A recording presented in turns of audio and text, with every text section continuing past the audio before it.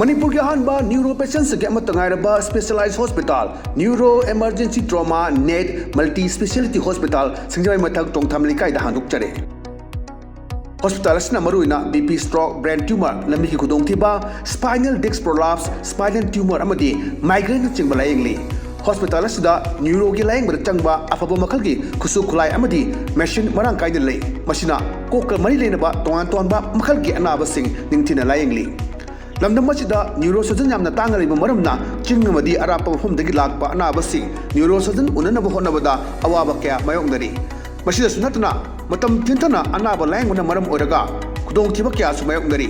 masi punamakhtagi kharado orabusu kananaba Dr. Parkinson Singh MCS Neurosurgery AIMS New Delhi na masamaki hospital asida pung kunmari leituna anaba sing layengli hospital asida ataba mamalda layeng batana OPD general amadi ICU beds operation medicine x-ray amadi lab ka mai lena basnasu ataba mamalda hangalli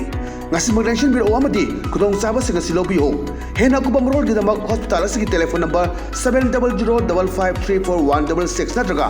8974572154 da pau phabirak yagani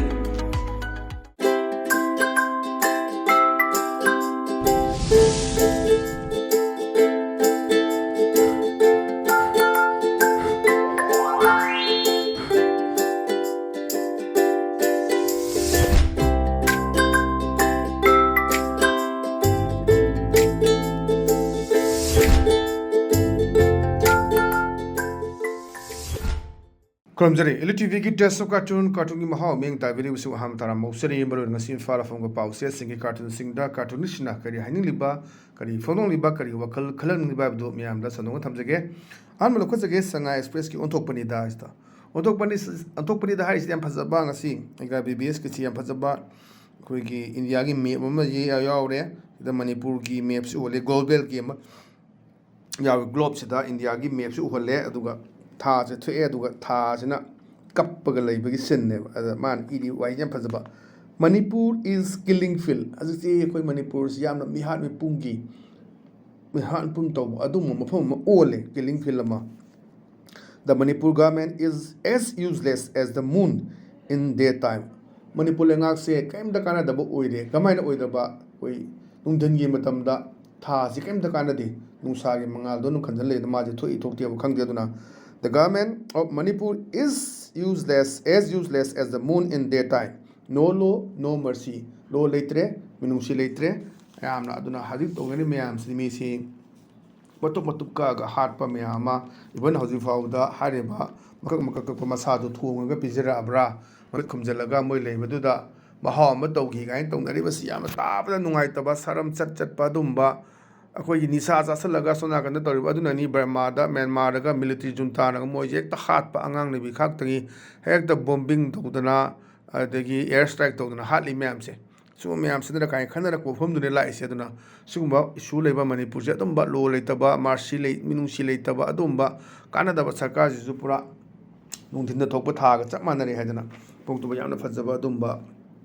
वान थोक लेबा कार्टूनेना थमजगे यामना meaningful लेबा पतंग दरेसिना कोई सना लेबा की लोइरेदना दुने लोइरेदना कोई loamy सिंगसी urea हार बगे पाइरगा लेनरे अदा मोय वरी सनाबने लोमी सिंग दमकता हार वातना पीगनी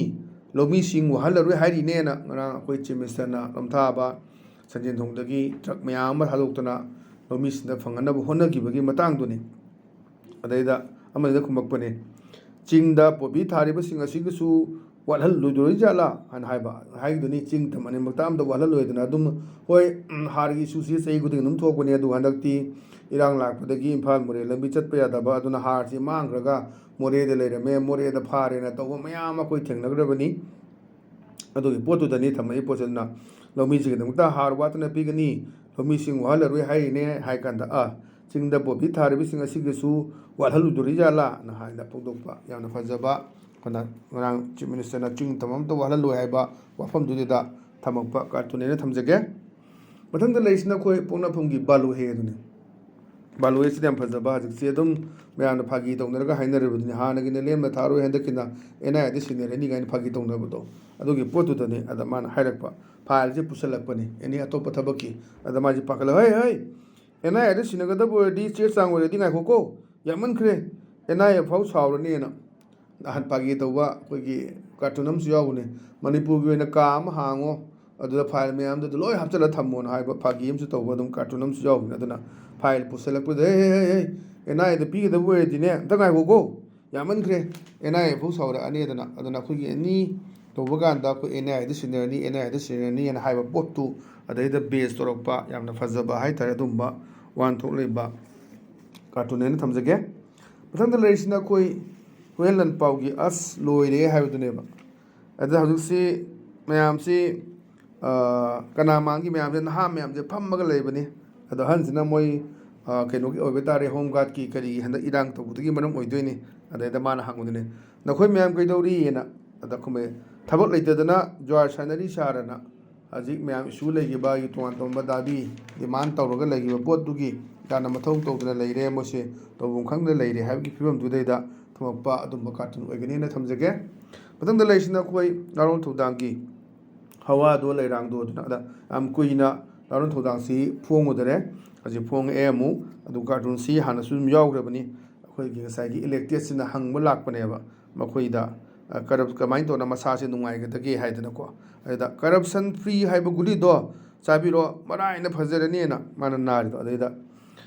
ꯉꯁꯥꯏꯒꯤ ꯏꯂꯦꯛꯇꯦꯠꯅ ꯈꯨꯝꯃꯛꯄꯅꯤ ꯗꯥꯛꯇꯔ ꯃꯗꯨ ꯆꯥꯔꯒ ꯚꯣꯠꯇꯤ ꯀꯥꯒꯗ꯭ꯔꯥꯅ ꯀꯔꯞꯁꯟ ꯐ꯭ꯔꯤꯗꯣ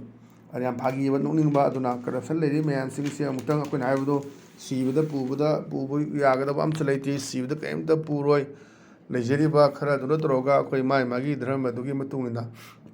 ꯆꯠꯆꯈꯤꯒꯗꯕ ꯉꯥꯛꯇꯅꯤ ꯑꯗꯨꯅ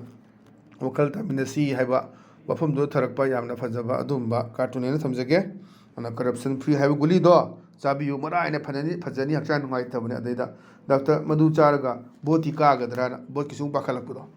ꯌꯥꯝ ꯐꯖꯕ ꯑꯗꯨꯝꯕ ꯋꯥꯟꯊꯣꯛ ꯂꯩꯕ ꯀꯥꯔꯇꯨꯟ ꯍꯥꯏꯅ ꯊꯝꯖꯒꯦ ꯃꯊꯪꯗ ꯂꯩꯔꯤꯁꯤꯅ ꯑꯩꯈꯣꯏ ꯄꯤꯄꯜꯁ ꯀ꯭ꯔꯣꯅꯤꯀꯜꯒꯤ ꯇꯨ ꯏꯁꯇꯦꯇꯤꯀꯜ ꯑꯗꯨꯅꯦꯕ ꯇꯨ ꯏꯁꯇꯦꯇꯤꯀꯜꯁꯤꯗ ꯉꯁꯥꯏ ꯂꯤꯗꯔꯁꯤꯅ ꯐꯝꯃꯒ ꯃꯥꯒꯤ ꯁꯦꯀ꯭ꯔꯦꯇꯔꯤ ꯃꯌꯥꯝꯁꯤ ꯂꯩꯔꯦ ꯑꯗꯣ ꯂꯤꯗꯔꯁꯤꯅ ꯍꯥꯏꯕꯅꯤ ꯅꯣ ꯑꯥꯏ ꯗꯣꯟꯠ ꯀꯤꯌꯔ ꯑꯩ ꯀꯔꯤꯝꯇ ꯃꯋꯥ ꯂꯧꯗꯦ about the allegation maral sijilaiba and the report aduga report mayam to but adu toigum so aina khalise I really want to know how come this confidential matter is leaked yana confidential oiba pose kamain tong the leak orisine aina pakhalise aina yam khangning ise sineba ata yam mo ngangna ba sona ba maral si ba the report to we khang de do kamain tong na sum confidential oiba adu pose kamain leak oridune adu ne aina khangba pa mi sin haiba aduna ꯌꯥꯝꯅ ꯐꯖꯕ ꯃꯅꯨꯡꯒꯤꯗ ꯍꯧꯖꯤꯛꯀꯤꯁꯨꯅꯤ ꯃꯌꯥꯝ election ꯅꯛꯁꯜꯂꯛꯑꯦ ꯑꯗꯨꯅ ꯂꯝꯄꯥꯛ ꯇꯥꯟꯅꯕ ꯃꯌꯥꯝ ꯄꯨꯟꯗꯕ ꯍꯥꯟꯅ ꯆꯠꯂꯝꯕ ꯇꯤꯝꯒ ꯍꯟꯗꯛꯀꯤ ꯇꯤꯝꯒ ꯄꯨꯟꯗꯕ ꯃꯌꯥꯝ ꯁꯦꯡꯅ ꯎꯅꯔꯕ ꯋꯥꯐꯝꯅꯤ ꯌꯦꯡꯕ ꯇꯥꯕꯅꯤ ꯀꯔꯤ ꯂꯥꯛꯀꯗꯒꯦ ꯍꯥꯏꯕ 2027ꯗꯒꯤ ꯑꯃꯨꯛ ꯄꯨꯟꯒꯗ꯭ꯔꯥ ꯍꯦꯟꯁꯦꯛ ꯇꯧꯅꯒꯗ꯭ꯔꯥ ꯍꯧꯖꯤꯛ ꯐꯥꯎꯗꯗꯤ ꯅꯄꯥꯛ ꯍꯥꯟꯅꯒꯤ ꯄꯥꯏꯔꯝꯕ ꯃꯟꯇ꯭ꯔꯤ ꯃꯟꯗꯣꯜꯁꯤꯡ ꯍꯟꯗꯛꯀꯤꯒ ꯆꯠꯃꯤꯟꯅꯗꯕ ꯃꯌꯥꯝ ꯑꯩꯈꯣꯏꯅ ꯎꯕ ꯐꯪꯕꯗꯣ ꯑꯗꯨꯅꯤ ꯁꯤ ꯌꯥꯝ ꯐꯖꯕ ꯑꯗꯨꯝꯕ ꯋꯥꯟꯊꯣꯛ ꯂꯩꯕ ꯀꯥꯔꯇꯨꯟ ꯍꯥꯏꯅ ꯊꯝꯖꯒꯦ ꯑꯗꯨꯅ ꯉꯁꯤꯗꯤ ꯑꯗꯨꯝ ELITETVꯒꯤ ꯇꯦꯁ ꯑꯣꯐ ꯀꯥꯔꯇꯨꯟꯒꯤ ꯃꯍꯥꯎ ꯃꯇꯥꯡ ꯑꯁꯤ ꯂꯣꯏꯁꯤꯟꯖꯔꯦ ꯃꯤꯠꯌꯦꯡ ꯇꯥꯕꯤꯔꯤꯕꯁꯤꯡꯕꯨ ꯑꯃꯨꯛ ꯍꯟꯅ ꯈꯨꯔꯨꯝꯖꯕ ꯂꯣꯏꯅꯅ ꯀꯥꯏꯅꯗꯕ ꯌꯥꯊꯪ ꯅꯤꯖꯔꯤ ꯄꯤꯅꯕꯤꯔꯁꯤ